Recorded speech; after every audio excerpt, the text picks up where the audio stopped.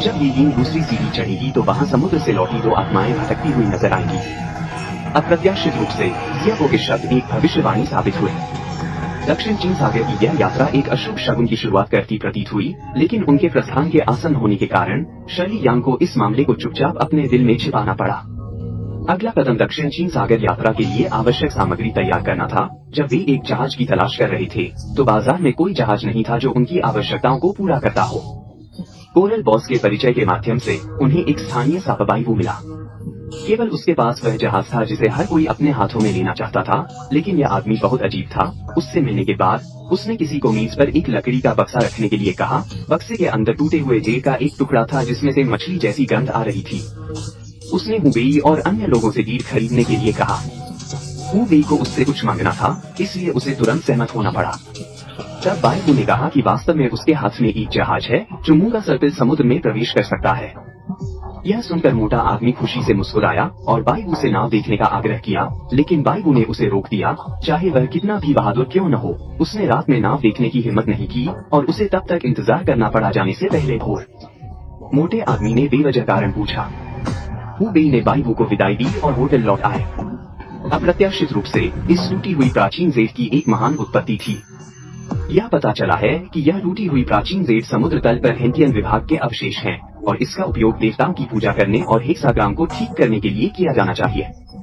तो यह हेंटियन जनजाति किस प्रकार की जनजाति है? ऐतिहासिक अभिलेखों के अनुसार यिन और शांग राजवंशों के दौरान केंद्रीय मैदानों में हेंटियन जनजाति के अप्रवासी थे। युद्ध से बचने के लिए उन्होंने दक्षिण में समुद्र पार किया और समुद्र में एक अलग द्वीप पर हेंटियन जनजाति की स्थापना की। वे कांसे के बर्तन बनाने के लिए पानी के नीचे ड्रैगन आग का उपयोग करने में अच्छे थे और उनकी गलाने की तकनीक बहुत उन्नत थी। लेकिन किन राजवंश के बाद यह समुद्री जनजाति बेवजह गायब हो गई और यह अफवाह थी कि यह कछुए की मूंछ में शामिल थी। इसे पैन में एक फ्लैश कहा जा सकता है, इसलिए इस प्राचीन जेट की बहुमूल्यता स्वयं स्पष्ट है। अगले दिन बाईबू सभी को एक गुफा में ले गया और बाईबू से पता चला कि जहाज को भूत जहाज कहा जाता था क्योंकि 7 ब्रिटिश लोग बेवजह गायब हो गए थे जब वे समुद्र में जाने की तैयारी कर रहे थे। किंवदंती है कि जहाज पर उनकी मृत्यु हो गई थी, लेकिन कोई हड्डियां नहीं मिली। बाद में जिन मछुआरों ने मछली पकड़ने वाली नाव देखी, उन्हें भी यही अनुभव हुआ। तब से सभी ने सोचा कि नाव पर भूत घूम रहे हैं और यह एक खतरनाक बात है, इसलिए वे इस गुफा में फंसे हुए हैं। जैसे ही उसने अपनी बात खत्म की, अचानक अंधेरी गुफा से तेज आवाज आई और फिर घने चमगादड़ एक काली धार की तरह बह निकले। अगले ही पल एक रहस्यमय जहाज सबके सामने आ गया। जब हर कोई करीब आया तो उन्होंने उस रहस्यमय व्यक्ति को देखा जो अपना कोट और मुखौटा उतार रहा था। अप्रत्याशित रूप से वह सड़क पर अंधी महिला निकली। यह पता चला कि वह कोरल टेम्पल द्वीप पर एकमात्र देवी थी। द्वीप के नियमों के अनुसार, समुद्र के नियमों के अनुसार, समुद्र में जाने वाले किसी भी जहाज को आशीर्वाद के लिए देवी से प्रार्थना करनी चाहिए, लेकिन अनुष्ठान समाप्त करने के बाद ऐसा लगता था कि उसका शरीर सूख गया था और वह कमजोर होकर जमीन पर घुटनों के बल बैठ गई। यह बेकार है। जहाज पर क्रोधी आत्माएं अभी भी बारीकी से पीछा करती रहेंगी। हुबेई और 3 अन्य लोगों के जहाज पर चढ़ने के बाद एक अजीब दृश्य सामने आया। अछूता पतवार धीरे धीरे घूम रहा था, लेकिन जब वे करीब आए तो पतवार अचानक रुक गई, जैसे कि वह कभी चली ही न हो। क्या सचमुच इस जहाज पर तथाकथित भूत हैं? उन तीनों ने इस विचित्र दृश्य पर ध्यान नहीं दिया। इसके बजाय उन्होंने नाव के चारों ओर देखा। यह शक्तिशाली थी और दोनों तरफ गोताखोरी उपकरणों से सुसज्जित थी।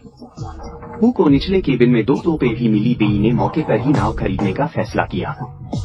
बाईबू के परिचय के तहत उन्हें रुआन ही मिला, जो समुद्र में अनुभवी था। वह एक पेंटबॉल खिलाड़ी और पेंटबॉल का विशेषज्ञ भी था। वह इस द्वीप पर हिल्समैन बनने के लिए सबसे अच्छा विकल्प था। अगली सुबह सभी लोग रवाना हुए। शर्ली ने जहाज का नाम ट्राइडेंट रखा। 3 दिनों तक ट्राइडेंट पर खुशी और हंसी के साथ चलने के बाद समुद्र पर अचानक घना कोहरा छा गया और दृश्यता बेहद कम हो गई। अचानक धुंधले समुद्र पर घने कोहरे से एक जीर्ण शीर्ण प्राचीन समुद्री जहाज चुपचाप आंखों के सामने आ गया।